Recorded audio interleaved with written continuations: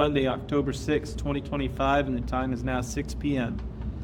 Brent is present, Kevin's present, Dakota's present, Danny, Stormy, and Michelle. Carter Edmondson is not present at this time. He's on his way.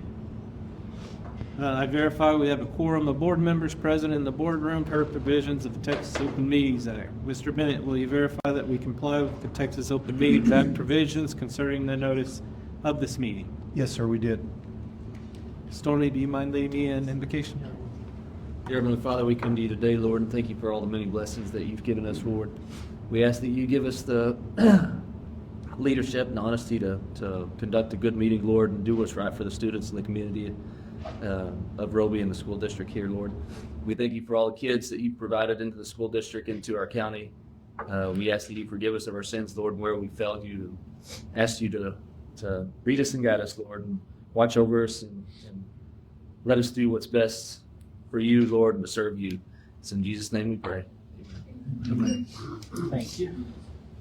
Mr. Bennett, do we have any registered comments or speakers at this time? No, sir, we do not. All right. So now we're going into the acknowledgments into the line leaders. All right. I would like to start off by Jonathan. Y'all made it. You made it. We were trying to figure out where it was. Okay. We'll put a map next time with the. It's an adjustment. Really? Why?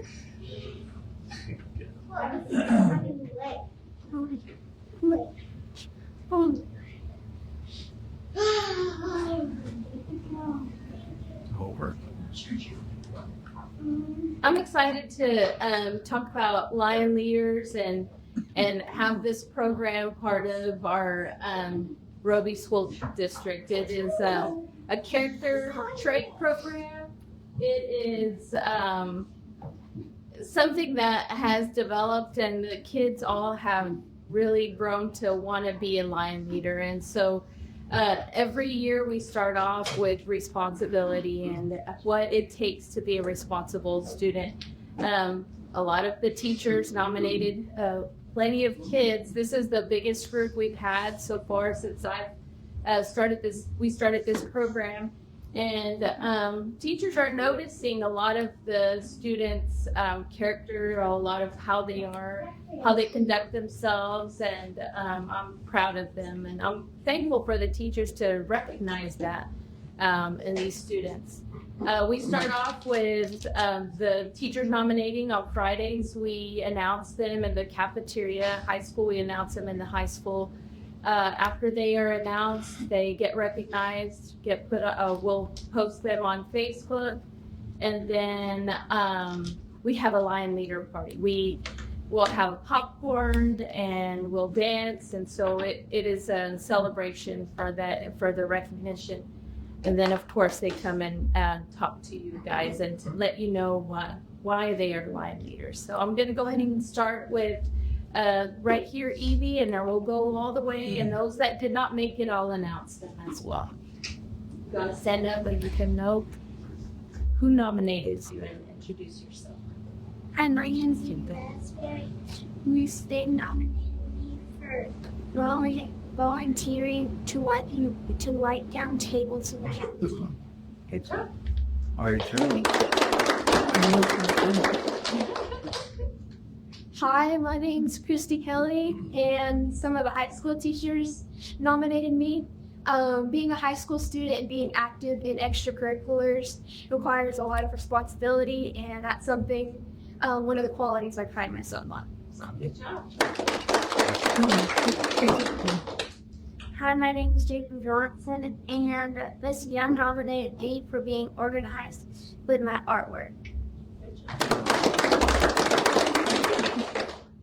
Hi, my name is Riggs Williamson. I got nominated by Miss Edmondson for being responsible class and listening. Hi,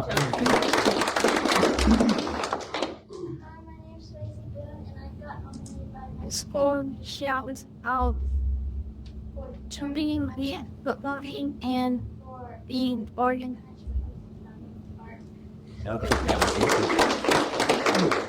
Hello, my name is Cindy Smith. I got nominated for responsibility, turning in my working line, and being organized. Hi, my name is Gertrude. I got nominated by Miss Young for picking up the and being organized.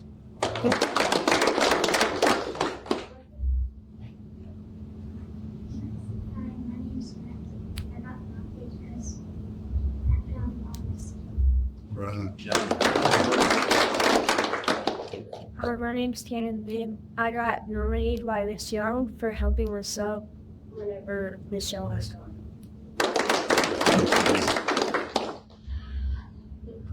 My name is Barry Gatewood. I got nominated by 5th grade teachers for turning your work on time and being leaders.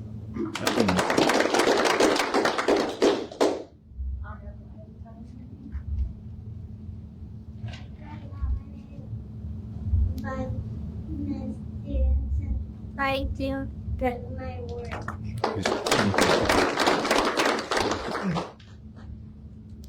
My name is Gus Powers, and I was nominated by Miss Rose and Miss Posey for turning in my birthday. Hello.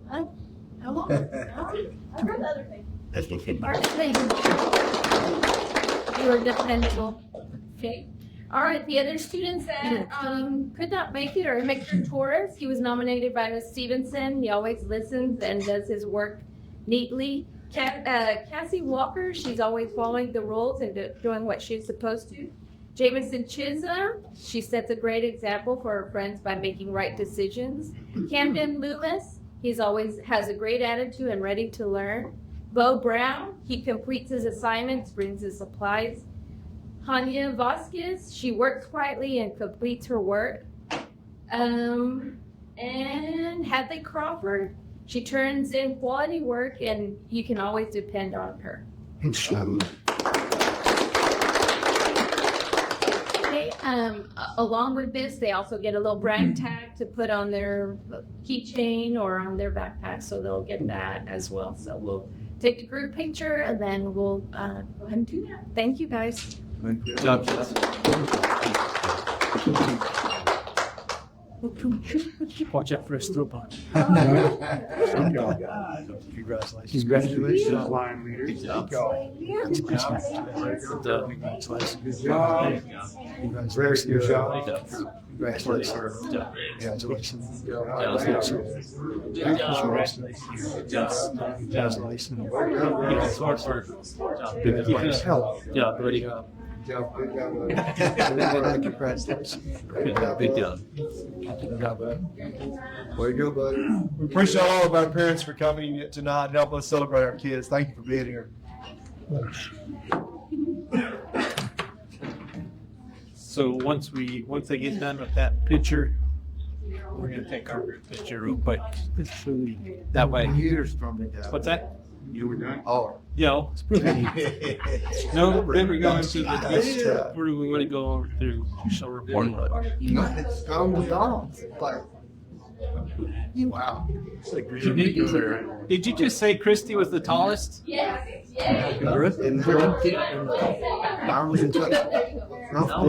No, he gets an R and taps a P.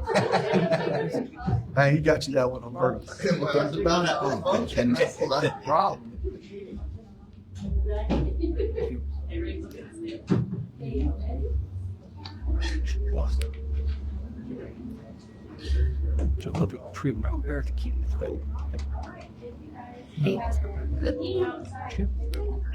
All right, you ready?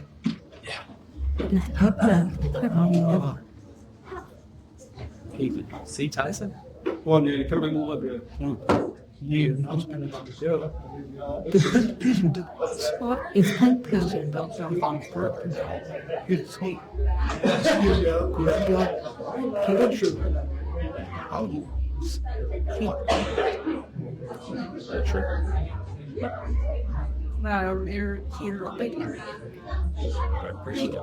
He's fine.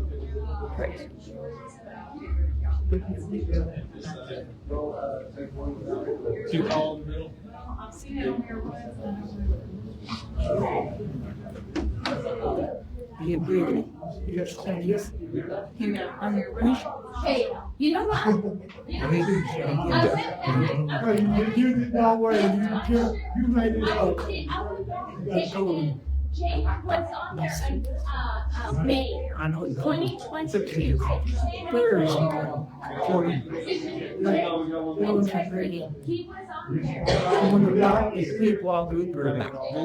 on there. I went back and I looked and I was gonna make sure. He got it for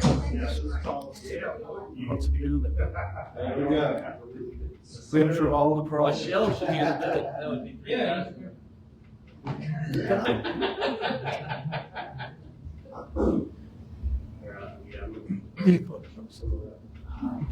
It was like prom.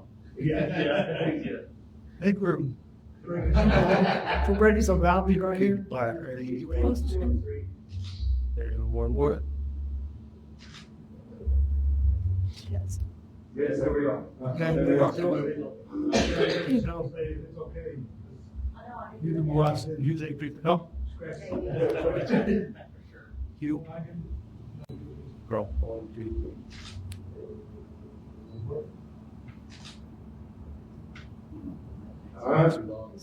Good work. Thank you, Johnson. You all the way. That's where we're at. Thank you. Y'all Not a ground. If they should have shared. Yes, we should have. You got say? Was it weird about it? What we go ask you trolls. What the be you right? See the thing is not. I would.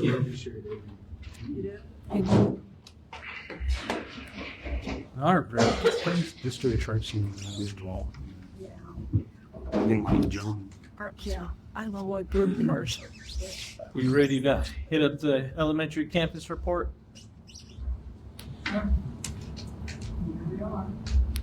Let's go for it. All right.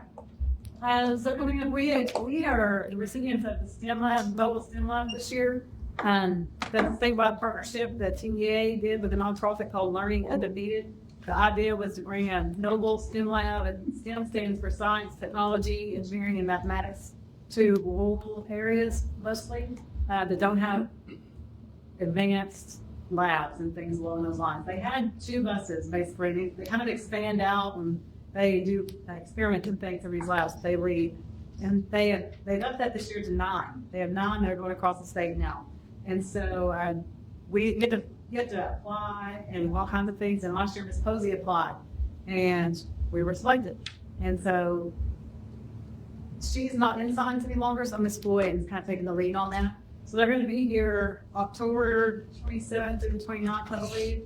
And we'll do a STEM night on the night of the 28th, which will be in the cafeteria. They'll read that also. But our classes will go out there, and all of our elementary classes will go out there for an hour. And the teachers got to pick the experiment that we're going to do, and they'll kind of do some, kind of get them prepared for that. The base STEM stuff would say, it covers teeth. They can do things kind of like, I didn't read all this to you, but there's 16 possible projects they could pick, like bottle rocket trucks or space capsules that would be safe for an astronaut that they build in the STEM lab. So the teachers kind of looked at those, picked what they liked, and then students will go out there and they'll have 60 minutes to do that. So over 2 days. And then all the teaks and things like that. So they will be here, and then that night, the Tuesday and Wednesday, that night they will be here in the cafeteria and do a little project for the kids and like that night. So it's kind of what they wanted us. They wanted to introduce. I mean, I guess I could back up and kind of cover that a little bit. They introduce kids to the principles of engineering design, and so that's a pathway that they can do when they get to high school. And so they wanted to define problems, identify criteria, and constraints with those problems. Then they want to design, build, and test prototypes. And then they get to evaluate it and see if it worked, what didn't work, and things like that. So how many things that the kids get to do, and we were selected to do that. So they do have a Facebook page, and our parents will all have to sign waivers if their kids can be posted or not, but they told us that's one of the things they do. They like to promote themselves, and so when they're here, they will promote that they're Roby. Is that elementary only? Elementary only. Well, elementary is junior high only. Kid through 8. Okay, through 8. So, and every one of them will do a 16-minute class of over 2 days. Some instructional updates. About 80% of our honors and junior high kids were on the AV honor roll the first 6 weeks. That's good. And so we do override tax and also, and we usually just do the end of the year incidents, but then at the end of the last award thing, we're going to try to do that this semester also this year. And then we've completed, I know we've talked a little bit about math testing with you guys. That stands for Measures of Academic Progress. It's a nationwide, it's a norm test. It's not just for Texas. And so it kind of compares where kids are, and our kids are to kids across the country. And then you can also narrow it down to our Texas scope and sequence and things like that, and where they are. And we get data off of that, and we're going to be using that data throughout the year. You test 3 times a year, so and you kind of see growth of kids over time. When they started talking about changing STAR, math was going to be one of the things that you could use. And so we decided to go ahead and get that underway this year, and teachers could see growth and use the data. And I think they've come back with, they're going to do their own 3-time STAR testing now and not use math. That we're going to use it this year, use the data on it. And so it shows growth over time. And instead of that one-day test like STAR was, it kind of guides instruction for teachers that can kind of see where we are throughout the year. And so it scores the kids on where they are. So those kids that are up higher, it's just going to score better. So it's not just and then parents should get results from that. Now teachers at home paper copies of the results for their student. And then we will have data meetings and go from there and kind of see what we need to attack as we go forward. And then the last thing is that we have started UIL practice. Our UIL for junior high elementary will be December 15th. So every teacher, K through 8, plays a role in that. And so we have that signage delay, and so then I've already got tryouts, I think. So. Yeah. Any questions? Thank you. Going into the high school again. All right, go real quick. I appreciate you giving us the opportunity to share a little bit. Going along the lines with the map test, and we'll have some data to present to y'all next board meeting. But going over the first 6 weeks, going quite at the 80%, like the elementary go over here, 70% of the students were on the AB honor roll, with the 31% of those being straight A's. On top of that, 58 of our students, just over 70% of the high school had perfect attendance. We celebrated that with the perfect attendance party at the hub. One of our early release days, took all the kids that perfect attendance over there and let them kind of hang out and play games and eat junk food and stuff like that to kind of give them a little bit of incentive to do. On top of that, with the October being a tough month, getting kids here with sickness and stuff, but we're going to try to find a few more little door prizes and stuff for this next 6 weeks to go along with that. But those early release days, we talked to the teachers, and they were saying that that'd be a really good time to do something to reward the kids that did have perfect attendance. Even that's just something I've been talking to a lot of the kids about.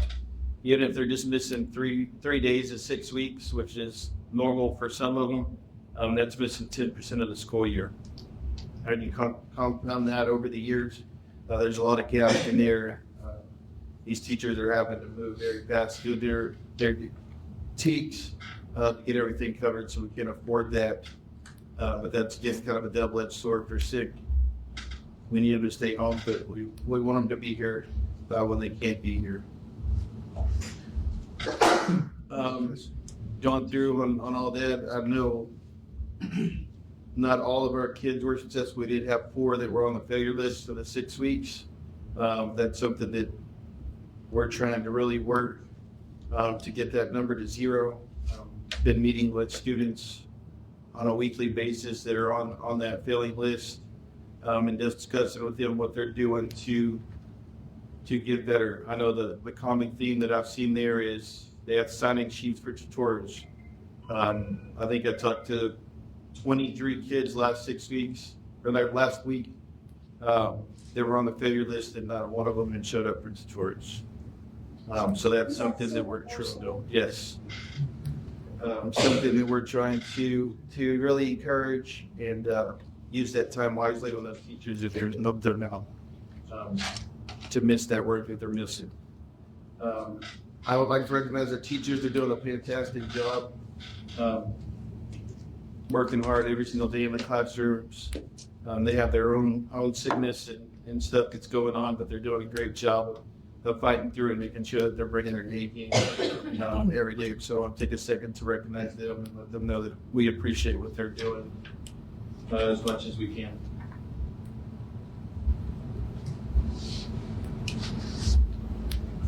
Questions on high school report?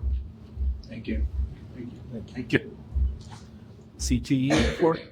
All right, I won't read through the whole thing. I'll just summarize, but you've got the 3-page there flyer talking about Mr. Summerall's vet class using live rabbits to review lessons on meat rabbits.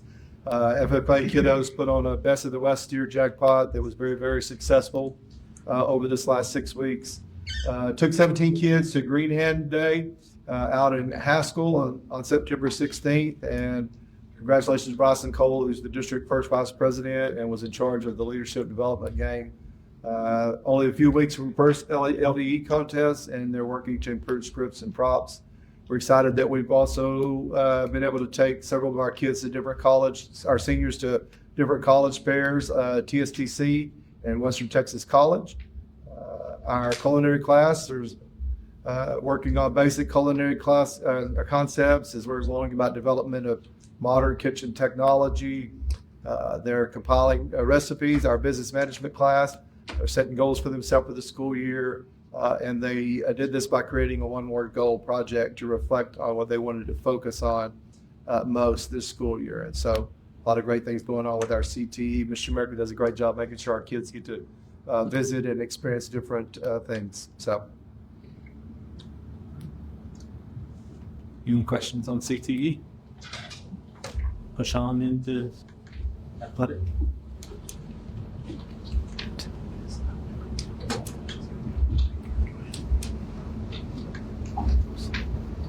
We need to go to business report, please. Okay. Presentation. Okay. Go ahead. All right, going on to the athletic director's report. Start with the junior high boys and girls cross country. Both been competing very well. Their last meet at Highland, they both got second place as a team. Then when they went to Dayton this last week, this was after the board court done, but the girls ended up winning that and getting some recognition on the coach's corner. It's really brought a lot of positive attention. A lot of phone calls and messages about how impressed they are with their girls competing. High school cross country, again too, we're at Jayton. The latest results on here were from Hamlin, but they've been in several of them. They continue to improve, on pace for having their best meet this week as they go into district on Wednesday in Highland.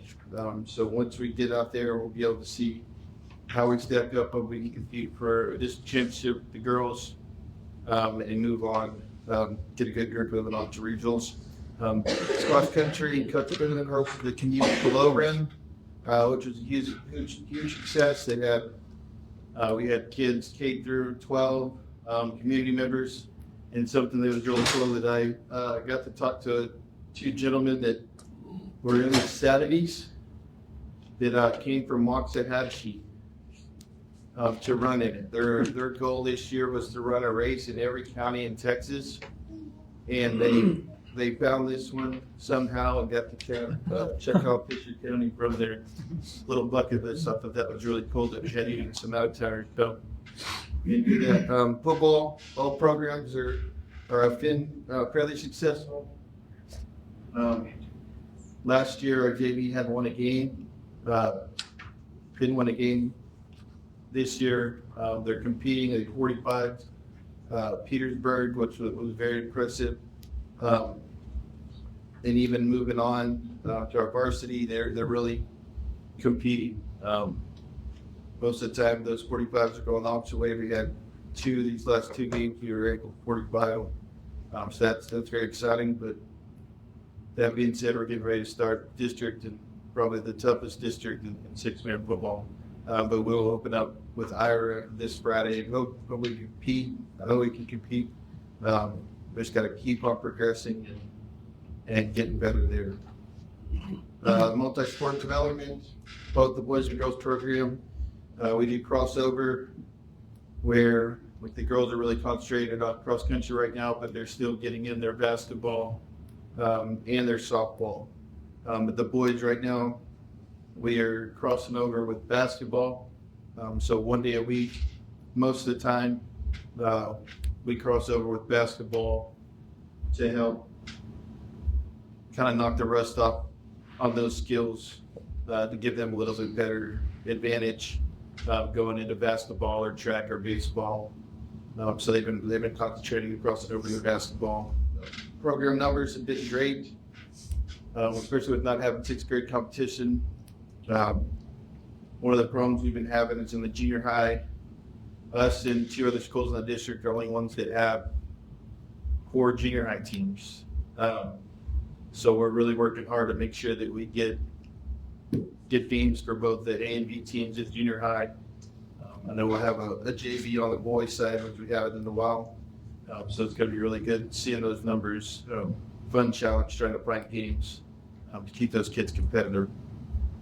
And just going back, just like I said, the teachers, the coaches are doing an amazing job. We appreciate them and their dedication, time away from their family that they give to our kids. And it's really showing with the success and the numbers that we have.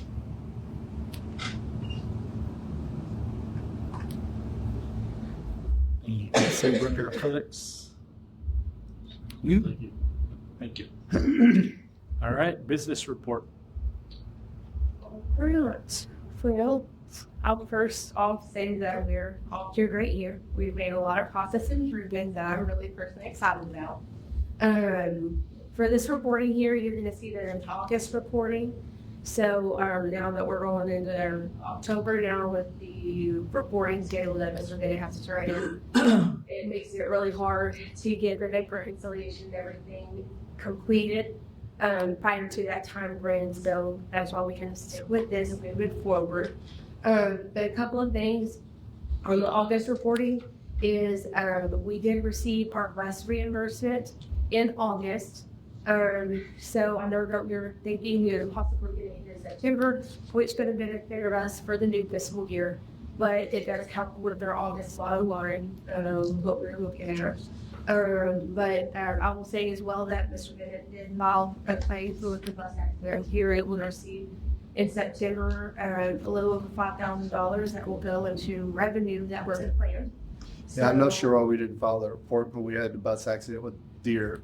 So we did some checking into it. They were still able to accept the claim, and we got $5,000 back on that claim. So I know that we are working on having a better year and get through the different avenues to see where we can cut costs, see more revenue to help it the school. Are there any questions about any of the reports for August?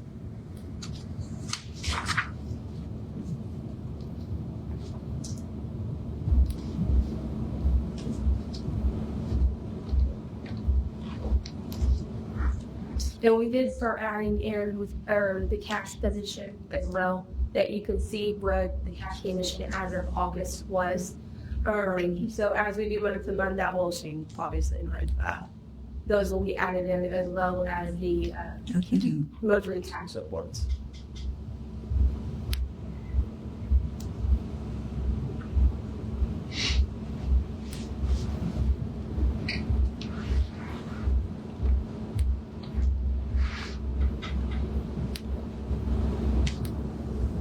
Any questions? All right. Thank you. Next up is going to be the superintendent's report. Okay. And I'll just start out by saying Cammy and the team, and then we had Casey out for our last consulting visit this last month, I think it was, or a few weeks ago. And Cammy and them have done a real good job about putting some procedures in place that ought to make us much, much more efficient in our business office and our procedures. And so we are excited about that. Ought to make her life a little bit better too. Our attendance for the first 6 weeks was 97.3%. We're really excited about that. I congratulate the principals and the teachers for the incentives that they put into place. Our enrollment, when I did this, was 310. It's actually 311 now, which puts us 17 kids better than where we finished off last year. So I'm really excited about that. We've had an incredible start to the school year. In some of my updates for you guys, you've seen I visited every classroom. I think the only classroom I hadn't been in yet is the art room. I was in there, but it wasn't during instruction. But there's some incredible things. Our teachers are working incredibly hard. There's some fantastic learning. It was been a transition moving to the Bluebonnet curriculum, but our teachers have plugged in, worked really, really hard to not only make sure we implement that with fidelity, but also supplement the areas that we think our kids may need it. So we've had a great start to the year. We're excited about where we are and excited about where we're headed. And then I need to let Crystal Bibbs kind of present on emergent bilingual just real quick. Something that we've got to do according to law. Yeah. This was be presented before November 1st, so I was already here, so it's going to be perfect. Since I come on to Roby, I looked at our numbers, and that's why it's usually. And let me say this, I'm sorry. Emergent bilingual is the new word for English as a second language. So they've changed it from ESL, ELL, emergent bilingual. Yeah. So I've kept track of our students that have come to us as ESL. When I first got here, that's why you see all from 2022 all the way to 2025. This is an annual report, but I figured I'd let y'all see all what we've done. In the first year, we had 12 students, and then had quite a few. I think 5 graduated that year. Or 1 moved away, and then the next year we had 7, and last year we had 9. This year we have 9 again, 9 students. So the students that are being served were the same. They were all being served by their English language arts teacher. We had 1 student last year that tested high enough to be reclassified, so she was able to be taken out of the program. She's doing fine. Her language is doing great, speaking, reading, writing. So she will be monitored for the next few years. And she shows a regression. We'll put her back in the program and get her some extra help. But it doesn't seem like she's just grinding with her language. We serve the students through our English language arts teachers. We have right now 2 that are going to training tomorrow or the next day. We have 3 that we will have to write a waiver. They're not certified in ESL yet, but they are working to get that certification. Of course, the parents can deny the ESL program, but we haven't had any here in denial. They'll agree to have them help get that help. Some of the professional development that we have are the LPAC trainings, the Lexian training for myself. Then we have TELPAS radio training in the spring. And of course, they go to the service center for Texas Prep. We offered a summer school for pre-K and kinder students, but if we don't have 10 that want to take that summer school, we don't have to offer it. So we didn't have the numbers to be able to offer that for them. The bilingual emergent, if you look at this graph, we started, the blue is the beginning for TELPAS, and it kind of stayed the same, but the turquoise color is the one that we really want to increase, and that's the advanced high. That's because they are reading, writing, speaking, and listening at a level of to where they can do school on their own without extra help, without some accommodations. So that's the color that we ultimately want to grow. So we have some students that were dually identified. So we have some that are migrant and ESL, which that sometimes hinders their language because they move. Then we have some that are special ed and ESL, and that hinders their language as well because of their difficulty to learn. On the next, their STAR, we looked at their STAR scores as well, and the same thing, the masters is increasing, so we are doing a good job. The teachers are helping these students be successful, and they're preparing them for these tests. So we're, in summary, some of the recommendations, we will continue to have some parent involvement. We're working on having those ESL certified teachers. And it's not that they're not providing the support for the students. They're still working just as hard.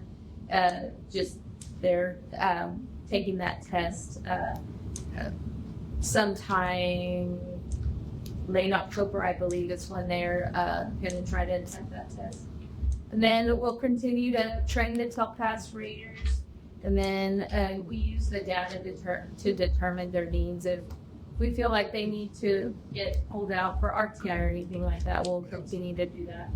I think we're on track to keep moving these students along, and I think the teachers really enjoy having our ESL students thrive in their class. And just as a clarification, they are certified. They're They just are not, certified. they're certified They're teachers. They're just ESL. the English as a second language is a supplemental certification that they have to get to teach those type of students. So, And that test can be Yeah. difficult, Yeah. though. It is, Yep. they're working on it. They're getting trained through the service center to complete that certification. thanks, Kristen. Any questions? Very good. Thank you very much. Hope to see you. On to consent agenda, A, B, and C.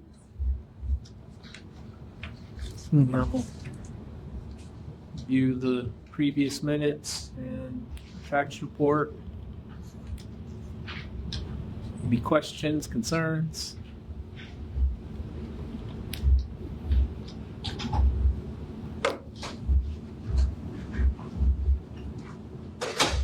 She has included the tax report there that you guys asked for.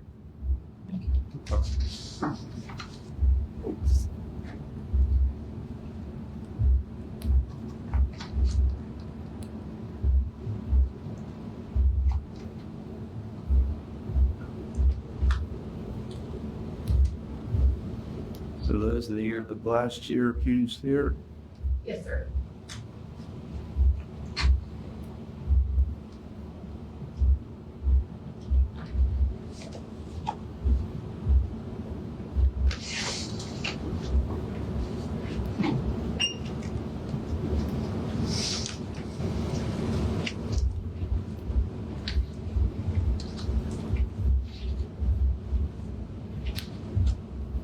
I'll make a motion to approve consent agenda items A, B, and C.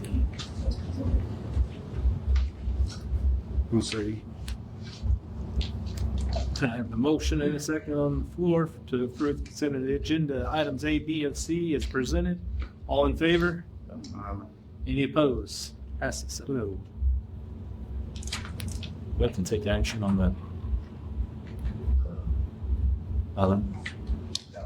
Just has to be presented by that certain day and then on the agenda. Thank you. All right, going on into regular agenda items. We discuss and consider action on recommendation from Region 14 ESC to adjust adult meal prices to meet the new state minimum requirements, increasing breakfast from $3.40 to $3.50 and lunch from $5.10 to $5.25. While we did a 10-cent increase approved in August. The update was not at the minimum state standards, and they're requiring a little additional adjustment. So we had a visit from Region 14 because we've got an audit this year. They brought out a new state minimum. And basically this is to ensure that adult meals or adults are not, they're not getting benefits of the free lunch that we're giving our kids, that the adult meals are being fully paid by the adults if they're purchasing them. That's basically what it's for. Because I didn't understand why do we have to have a minimum? And when I called to get update, that's why. The government's giving you that free money for the students to eat. They want to make sure that it's not feeding other people besides the kids. Make a motion to approve as presented. A motion and a second on the table to approve regular agenda item A as presented for Region 14 meal prices. All in favor? Any opposed? Passes 7-0. Now we need to discuss and take action to approve playground material.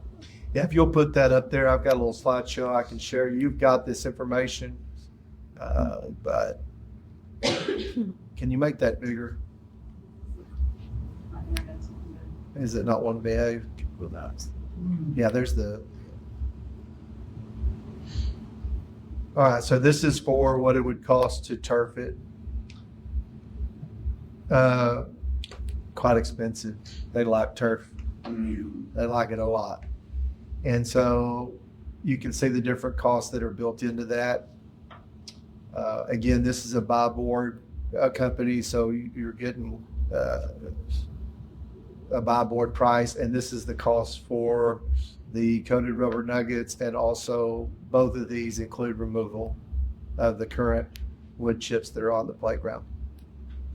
So this is only where that playground equipment hits. We're not talking Right. about just in that. And I can tell you, we've got to do something. We've had 2 injuries out there now. We had another one this last week. Just, it's so hard. It's so worn out there. We've got to do something.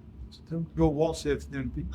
Yeah, there. What's the prettiest one? You said So this would be it's for more turf. the turf sponge material. putting that out there. That'd So be we're that looking at comparing turf against Right. rubber nuts mulch. or whatever. Rubber Yeah. mulch. Pretty You know, what's the word talking about last call? Yeah. Rubber nuggets, not chicken nuggets. All the same chemical. Thought brother Narian. I just be honest with you, I don't think we can afford this right now. I Either just- one? Or No, this. My recommendation is that we go with the rubber nuggets. I just don't think with, again, we're in a good financial position, but we've also spent over the last 2 years, and we need to stay as close to where we are, what we've approved this year, in my opinion. I think this will be a solution for us. It'll be safe for kids. This is what I recommend we do. I can tell you that because the bus money came in on last year's budget, the good news about that is the budget amendment that we did at the end of the year is $176,000 less than where we ended because of that. But in saying that, this is going to go on this year's budget. But I can tell you, we'll bring a budget amendment. If you approve this, we'll have to bring you a budget amendment on the next November. But because of our attendance and because our enrollment is up so high, we really are. I would be shocked if we ended up deficit even after approving this. We're running well ahead of what we budgeted because our numbers are up and because of our attendance. So We still got a long year to go. we do. And we've taken an attendance hit this last 6 weeks. There's a lot of, this last week or two, we've taken some hit, but we're still 17 kids up. Yeah, well, I don't mean attendance, Yeah. just Yeah. stuff like this. You never know. Right. In saying that, I really do, because the metal pieces on the bottom of the playground equipment are showing, we really do need to do something, in my opinion. And I think this is our best solution. Some red dirt. Yeah. I asked about foam. They'll blow that foam in, but it's more expensive than the turf. So I didn't even get you a bid for that. Yeah. So my recommendation is we go with this quote on the coated rubber nuggets on the playground, the removal of the wooden chips, and then we'll get them out as soon as we can to get that taken care of. Removal, that's what we had. You can see it there on the second line. Under half the price. If you could do it, that might be good. Thank you. Yeah. Yeah. That's pretty. So anyways, my recommendation is we go with the bid on the coated rubber nuggets. You expect out of that. Are y'all done with this? Okay. I make a motion to approve or recommend, I need to approve or recommend or hang. We make a recommendation of the rubber nuggets proposal as stated. I'll make a motion for the proposal of the rubber nuggets on the playground as stated. I just want to figure out rubber nuggets.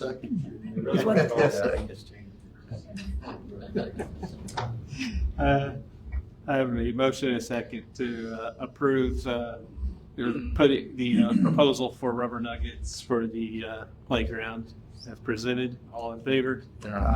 Any opposed? We don't want any complaints from parents with rubber nuggets in the Right. washing machine. Right. I can make that promise. I'm going to make a little shift up on the agenda here. We're going to move B next. I'm going to discuss and take action to approve 24-25 board monitoring calendar. I talked to you guys about this last board meeting. I really do, as I told you last time, want to shift our administration from coming and reporting dates to you and activities and more to reporting about student data. I shared last time at the board meeting that if you look at research, school boards and school districts who spend in the boardroom at least 50% of their time talking about student data and student success are successful districts. So this is a board monitoring calendar. You can see in November, I'm going to have both principals present to you on our MAP data testing results. And in December, we're going to have Ms. Cole present on pre-K through 3 and iStation results, so reading, and then high school student performance. We'll talk about how our high school students are achieving a B failure list. We'll discuss that. In January, we'll look at benchmark results as we get ready for the spring testing cycle. In February, I'm going to have Ms. Shoemaker come out and talk about our CT performance and the data that we have there. Can you scroll down just a little? I can be right here. In March, we'll kind of start that cycle over. We'll look again at K-12 MAP results. And then in April, we will look at benchmark results as we again get ready for, we'll be real close by that time. And then in May, as we finish out the look, really what we're looking at in May is we want to see how our kids reading, how many kids we have on grade level, how many do we not, how does that compare with where we were at the beginning of the year, what growth we made. And so really rather than having a campus report each time I'm sending weekly emails to each of you telling you dates and things that are going on. I really want them talking to you about students and how they're doing and how they're succeeding in the classroom.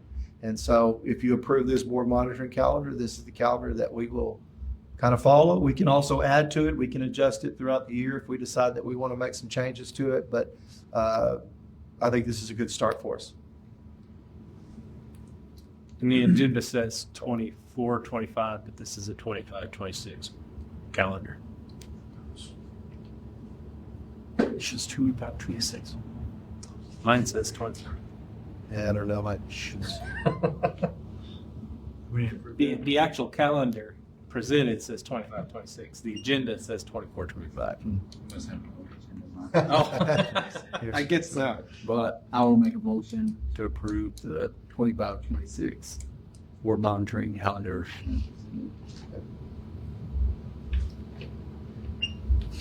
I'll second. I have a motion and a second to approve the 25-26 board monitoring calendar as presented. All in favor? Any opposed? 7-0. All right. Now we're gonna discuss and take action on 5 Stone safety. You're gonna have a presentation.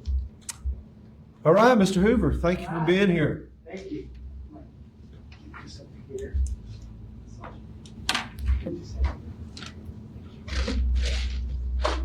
Do you need this? I got it. Thank you. Give me 2 seconds. I'll get this set up. So this is a safety issue that we're going to be presenting and looking at. This, it does way more than this, and I'm going to let him talk about it more than I do because he's more of an expert. But I can tell you that right now, what we've used for panic alerts are our telephone systems, which doesn't work if you have an emergency in the hallway, or if you have an emergency on the playground, or if you have an emergency other in the classroom, or even any of our paras or cafeteria workers that are not near a phone. So I was really excited when I ran across this program. Dr. Duncombe, who's somebody that I've worked with in the past, has used this program in his school district and saw a lot of success with it. So Rick, we're glad you're here. Looking forward to you sharing as you did with my leadership team the other day. Yes, sir. Thank you. Thanks. Unfortunately, we had to have this conversation. Before we get into it, I want to tell you a little bit about who I am. I'm not a corporate salesman. I just recently retired from education. So my whole life, I've been on that side of it. I retired from Marble Falls. I don't know if you know where that is, but back in June was my last day at Marble Falls. So I was, last 4 years, I was director of safety and security. Before that, I was athletic director for 5 years. And then all the years before that, I was teacher to coach. And then when I took over as safety director, that's when you evaluate. That was supposed to be my easy job for the last few years, and then that happened, and our whole world changed. Everybody's world changed. You're probably familiar with Alyssa's law. I'll get into that in just a second. But our system has four components. I'm gonna let you guys see these, play with these. I have 5 of them, so I have to share. These are just demos. They don't do anything. If you press it 3 times, you'll feel that you should feel it vibrate. So what that is, that's SPAT, Silent Panic Alert Technology. I think you guys are using 911. I don't know if you're using an app or you have to have a solution of some sort. So by law, and that's Alyssa's law is what came out a couple of years ago from started in Florida and spreading across the country. What that means is that every employee of the district, from the superintendent all the way down, anybody who gets a paycheck has to have the ability to initiate a lockdown, an instant lockdown. Our government, in all their wisdom, they come out with these band-aids so often, and they don't think about how are we going to do it. It's like SROs. By law, every school in Texas has to have an SRO. Well, we've got police force all over the state that can't even staff their departments. So they've had to come back and make an exception to that. So our system has Silent Panic Alert, has dynamic mapping, visitor management system, and then a reunification program as well. So there's 4 components in it. This is the system. It's simple. You have the badge in your hand there. I have one. This is the one I actually had at Marble Falls. Usually kept my badge over the top of it, just like that. So the badge is what initiates either a lockdown or a staff alert. Okay.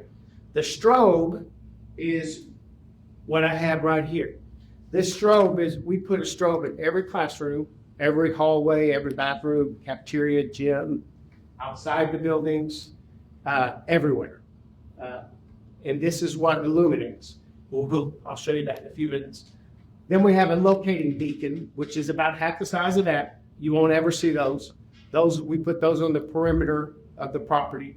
It builds a geofence, and that's what communicates. And then we have the gateway, which is the little computer. It'll be mounted on the side of a building. Nobody will ever see it. It's the only thing that's hardwired is the gateway. It's hardwired and then into your building, but it's also battery backup. So the gateway has a 24-hour backup in case somebody were to cut the power or you were to lose power.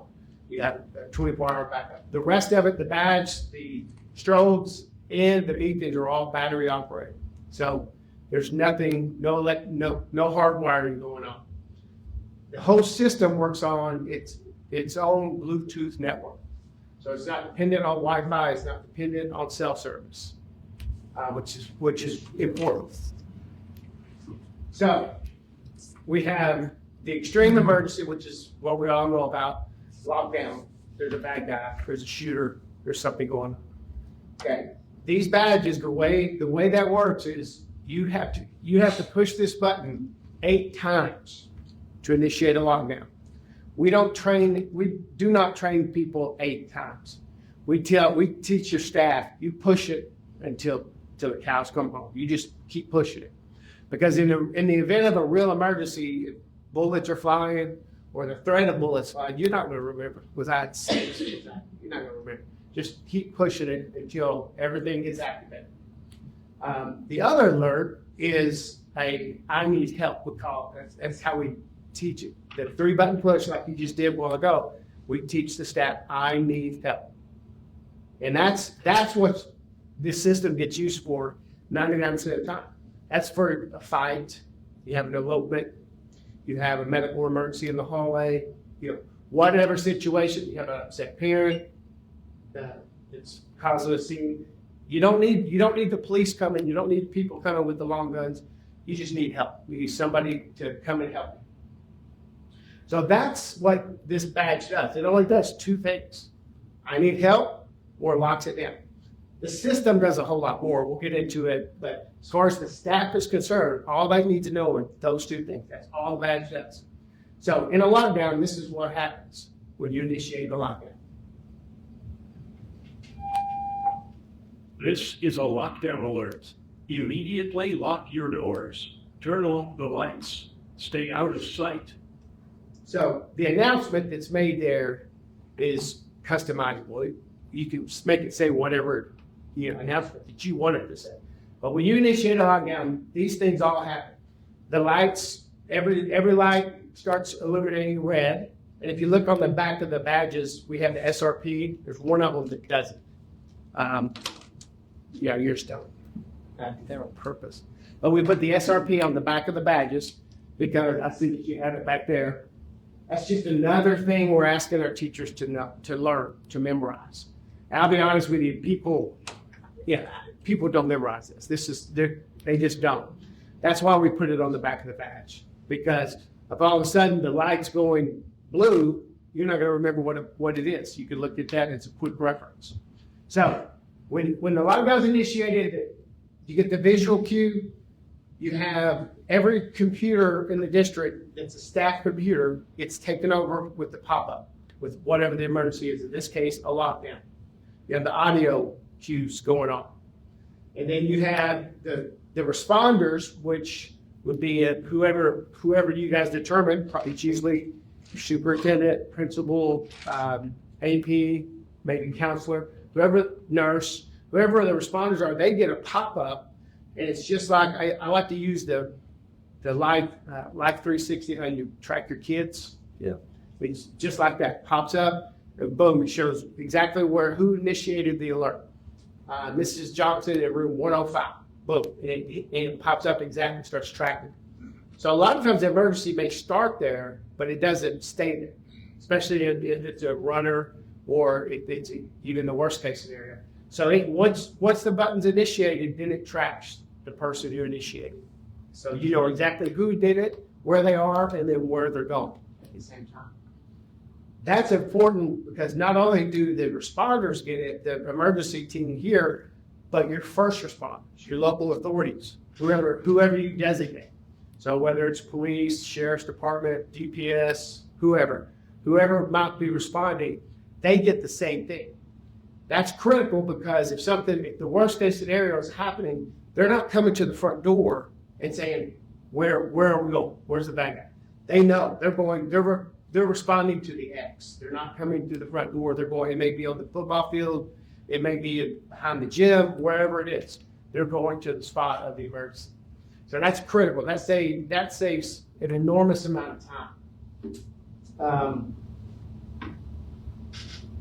So feel free to interrupt me at any time. But so the majority of it, like I said, you won't ever use that. Hopefully you never use it. That's the goal, is you never have to use it for the actual emergency. This is what happens all the time, everyday life. Not every day, but a lot. So any kind of medical emergency, altercation, custody issues, elopements, bad weather, all of that is what this will get used for on a more regular basis. Now, I told you that the staff only has to know those two things, and that's true. But your admin have to know a few other things. So, like, you can initiate all the other SRPs from either a phone or a computer, either one. Okay? None of the other ones are not time sensitive. If you got a tornado coming, you can monitor it for several hours. Okay?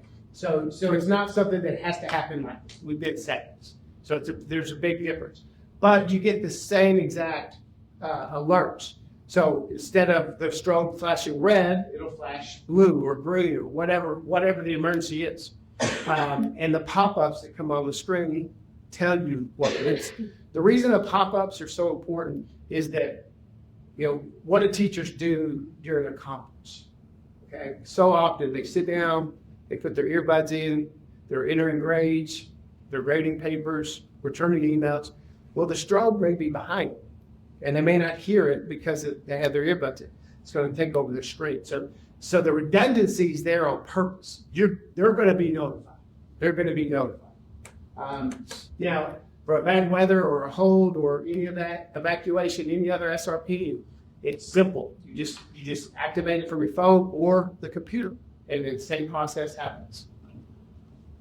The mapping, okay, the digital mapping, we take your maps and digitize it so that it looks like this. Put the road numbers. You can also put all your assets, your AEDs, your stop the bleed kits, your EpiPens. Well, you can add, number of things to it. So that's helpful because, again, the police or your responders are going to get that map as well. They're going to know where the first aid kits are. They're going to know where the AED is. Some of them may already know it, but they'll have it right in front of them. And this is adjustable as well. Visitor management. Y'all, what do you use for visitor management? Okay. It's similar to Raptor. It hits the sexual database, same thing. The one difference that we have is, in this badge is different. This badge is exactly like the badge you have, except for there's no button. And this does absolutely nothing. Absolutely nothing. Except for where you give it to them, it tracks them. The white badge is not tracked. That's always a question that comes up with staff. I don't want people tracking. Nobody's tracking you. Okay? This one they're tracking. And you wouldn't use this forever. Because you're going to know, probably, your staff members will probably know the majority of the people that are coming in to have lunch and visit or have meetings. But sometimes you don't know, or it could be contractors. Contractors billing you for 40 hours, but they're only there a certain amount of hours. You can give them one of these and you know exactly when they're there. So you can use it, you can get creative and use it for a couple other things. But that badge, the reason I've stressed that it does not track is because inevitably you'll have somebody, and you may already know who it is, that's going to lose this badge within the first week. You have a person that always tends to lose them. So as being a coach, we always would lose our keys. And we'd spend the next hour looking for our keys. Well, in this case, if you lose that badge, their instinct is going to be, I don't want to tell anybody, I'm going to look for it. This is different. They need to tell somebody. Because with the toggle of a switch, we can deactivate that badge. Like you can deactivate it. Whoever you designate in charge of literally can deactivate the badge. So if somebody loses it, tell somebody to push a button, it's deactivated. Worst thing that can happen is that badge get in the hand of a kid. It doesn't matter if it's a kindergartner or a senior. is a button on it. They're going to push it. They're going to push it. Okay? Yeah, they are. They're going to. So literally, it takes 1 second to toggle it off, and find it, boom, you toggle it right back on. No big deal. So in the reunification process, it's I think Raptor has a similar situation where you can account fraud with kids and make sure that the right person's signing up the kids. It's a good system to have. Prior to these systems, we always had the 5x7 cards perforated, fill it out, rip it out. It's a similar situation to that, but it's automated. It ties directly. Are y'all a sender? Yes. So it ties directly into your sender SIS student information system, and so that it's always updated. So when an employee were to leave, it also automatically takes them out of the system, deletes them from the system. You still have to physically get the badge from them, but it deletes them as a user as well. I have run through this very quickly, so. And I asked him to do an abbreviated version, so. So the system is simple, user-friendly. The backside of it, the technology that's in it is not simple. There's a lot to it. I got involved with these people because I mentioned that, I had that position in my previous job. We were looking for a solution, and we found this, and we left. It's lots and lots of schools. We have about 130 schools right now in Texas, primarily in the big cities. We just kind of that's why they hired me to head out here and to hit west of the big cities. We have it in Midland, we have it in Holly, and a few other towns out here, but not many. We're just starting to get out there. You go to Dallas or Houston, San Antonio, it's everywhere. All the schools have, not all of them, but the bulk of them are in those areas. So we're just kind of bleeding out to this area, and that's why I'm here. Yeah. He'd be glad to answer any questions Yeah, if you got please. anything. Do those, will they alert the admin if the battery starts running low? Oh, good question. Yes. So what on the interface, so you have a user. What you'll typically do is you'll designate somebody that's in charge of the system. You have a screen that tells you battery life. It's either good or we have a problem of every badge that's in the system. You get a report every Wednesday morning. You get an email giving you the status of all the bags. But they're batteries. It's just like your smoke detectors at home. Inevitably, you go replace every one of them at the same time. A month later, one of them is going to go out at 3 o'clock in the morning. So, yes, that beep starts beeping at 3 in the morning, always at 3 in the morning. So, some of them will go, you'll have somebody go out. We give you a bunch of extras in case that happens. And that's why the one badge doesn't have the badge on it, or the SRP on the back. Okay, that right there, just a quick scan, boom. If you need a new badge, I just scan that, boom, take it away, scan the new one. Takes 2 seconds to replace it. Because it's tied into your student information system. So you put batteries in these or No, just change it? no. What we'll do is give you new ones. We give you backups, new ones in case something doesn't go out. But they do replace the batteries, but we don't ask you to do it. It's kind of a pain. You have to have a little tool or that's. How far out of the perimeter does it go? Like we just go to our daycare? Yeah, daycare's across the street, but it would not go to our softball and baseball field. That's too far. Yeah. So the on the geo fence that's built, that's it bleeds. So like if somebody lives right across the street from the campus and they're an employee, it probably works at their house because it's not an exact. And when we did the training on the map, they could fit the daycare in. He tried to get it to where he could fit. And if we have network out at the baseball, softball field, they probably could. But since we do not, they will not be able to make it. But it will work on the football field and the track field. Coach Graves installed the. Yeah, that's right. Weather resistant. Yes. So, good question. I always it's just what I did. I get home, take it off, throw it in the console of my truck, leave it there till the next morning. I wouldn't put it on the dashboard and, do Texas heat just because it's plastic. I mean, it'll melt. But as far as the technology inside of it, I've left it in my truck constantly. If they're water resistant, not waterproof, so like if you spill something on it, it's fine, but if somebody went swimming with it, probably won't be fine. Good questions. We have where's the cost? All right, if you want to unplug him and plug me in, I'll share the financial part of it. Do we get any help from anywhere on safety? Yes, I'm gonna share that, absolutely.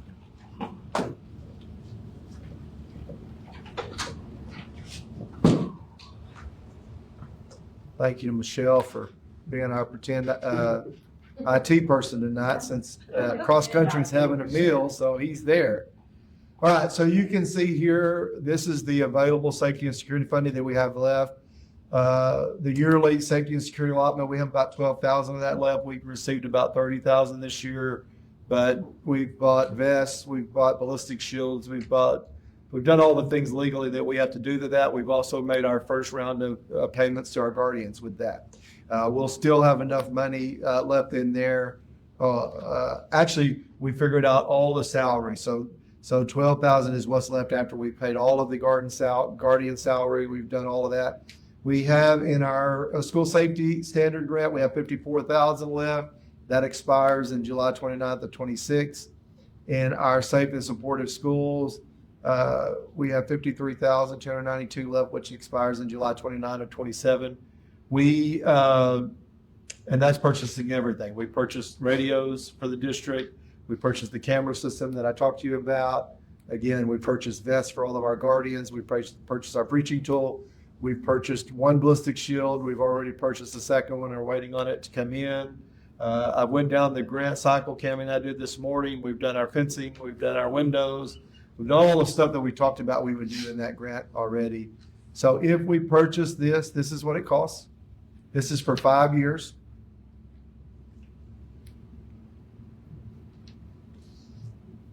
And this is what we would have available left if we purchase it. If we purchase this for the 5 years, we would have spent our yearly safety allotment. We would have spent our safety grant that expires in July of the upcoming year, and we would have 21,000 left in the safety cycle 2 grant that expires in 27. So, and I can run back through that. This is what we have now after we've expended everything that we need to expend. And everything for this system is maintenance. If strobes go out, if the gateway goes bad, if something happens, anything, it's complete turnkey. It's everything. Yeah. We service it completely. We train your staff. We come out. Typically, we do it on a one day, but it just depends on what, we sit down with you guys to figure out what works. Just timing wise, what works for everybody. But we do all the training, get everybody up and running. Again, here's the cost for 5 years.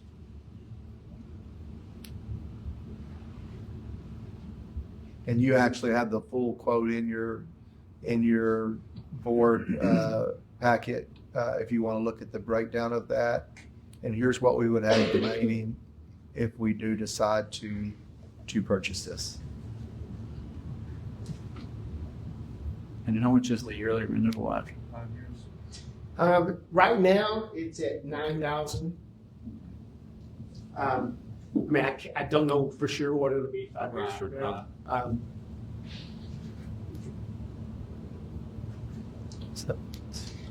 What did you say the other thing we had was when we have visitors? Raptor. Raptor. So this takes the price of Raptor? It will, and we've already paid for Raptor this year. I don't remember. We will look, see what the cost is, but Usually 4 or 5 hours. but we'll save that money. Not too. Yeah. Yeah. Yeah, well, it's just the visitor management side of it. what we were faced when I embarked this, we were faced with the same situation. We had about 6 months left on our Raptor contract. So I chose, what we did was we implemented the system without implementing the visitor management right away, just so that we weren't overwhelming people with new stuff. Yeah. Because we had to have the other one anyway. We were locked in for several months. So as you can see, we can pay for it with all safety money. None will come out of our budget. Any other questions, guys?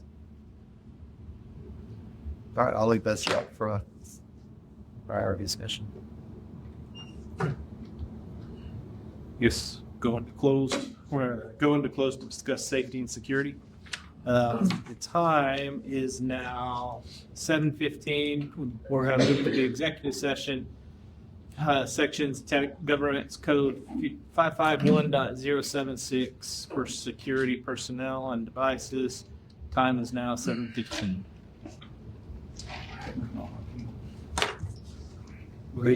Thank you, guys. Okay, the board moved to executive session at 7:15 p.m. and exited at 7:36. And we're oh man. So we're still on the discuss and take action on the Five-Stone safety. Any more discussion, questions, concerns? I just want to make sure that if we approve this, that during the 5 years, all updates, if any, on the system, just like technology progresses monthly almost now, that's, I mean, is that covered with the contract as far as? It works just like a cell phone. The badges and the strobes or the updates are pushed out. Okay. Through the gateway, push through the gateway. We'll go. Will that do, on the updates, will that happen, like after school hours, so there's not any kind of interference during the school day? There won't be any interference because it's on its own network. Well, I mean, It comes to if it's installation. updating, is it like on hold? Oh, no. So it processes? Yeah, the system updates at midnight. I think that's what you're asking. Yes, sir. Yeah. Yes, sir. Yeah. And every Yeah. night it updates at midnight. Yes, sir.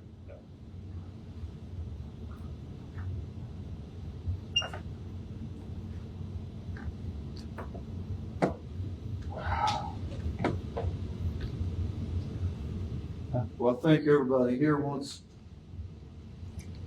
our kids and administrators, teachers, everybody to be safe, do all we can to support them and cover them. So I'll make the motion to accept what are we doing? Five-Stone. The Five-Stone safety. Syntax, bring them on board the station. Isn't that about how you grow? The quote is presented. And Michelle second. I have a motion to discuss, to approve the Five-Stone safety, with the, quote as presented. At the second, all in favor? Any opposed? Passes 7-0. That's using safety and security money. Yes, using safety and security monies. All right, now we're gonna move on to the discuss and take action to approve the 25-26 emergency operations plan. So I finished the emergency operations plan for the year. We submitted that to the Texas Safety Center for review, and we submitted that about 2 weeks ago. It was due October 2nd, had to be submitted to all of the state by then. We submitted it about 2 weeks ago, waiting to hear back. If they bring us any recommendations for any changes, I'll bring it back to you with that, and we'll update it accordingly.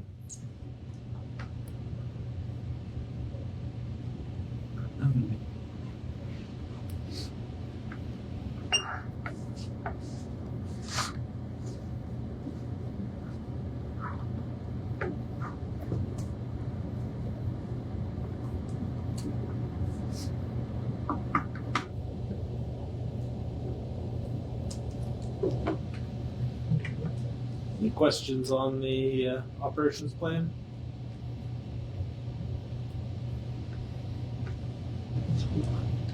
And I will say we've shared that also with the safety and security team, Sheriff's Department, volunteer fire department, the local DPS officer in the area, the local game warden in the area, they all have that information. We can give that access to as many agencies as we'd like. Awesome. And if you've got any ideas, you can see there on the plan that I gave you who it's been shared with and where and what date it's been shared. If you've got any other ideas of people that we need to share that with, please let me know. We're glad to do it. When will it go into effect? I mean, when will it start? When will we begin the system? Uh-huh. And generally it takes 120 days, 4 months. But we'll talk about that when you want. I don't know if you want to implement it, if you want to try to train staff during the school year. Yeah. So We want to move forward as fast as possible. We'll look at some training days. That'll probably drive it, but as soon as possible. But our 5-year agreement won't start till it's implemented. We'll start when we're live. Yes, sir.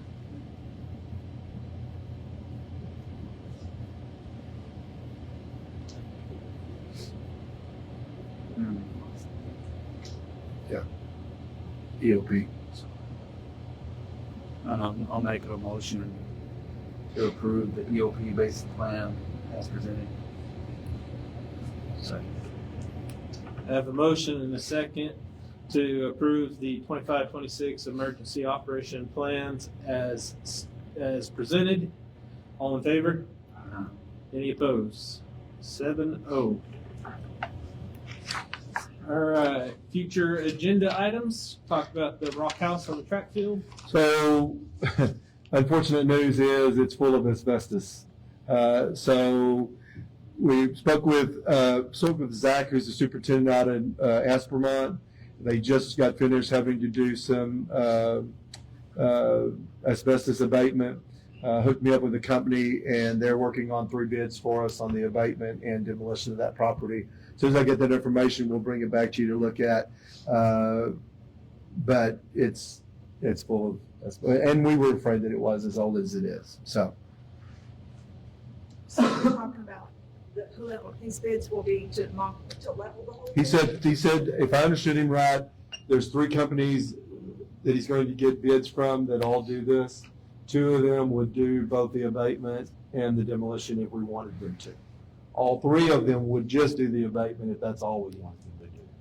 And The people that we already got bids from, do they? we can certainly let them rebid with the abatement cost or without, and then decide what's best for us. And then depending on the cost, this might be one of those things that we have to do over 2 years. We'll just have to see what the numbers are. The other thing on future agenda items there is just, again, looking forward to our administrators sharing map testing results K through 12 with you at the next board meeting. And then on into the board calendar. It's November 10th, not the 6th, at 6. Thank you, Michelle. And then December is going to be December 8th at 6. And then January is the 12th at 6. Any comments from anybody? No? Say that again, November. 10th.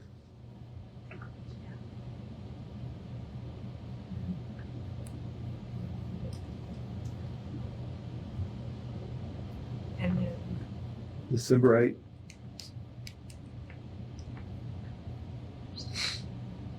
okay. No comments, so we'll adjourn at 7:44.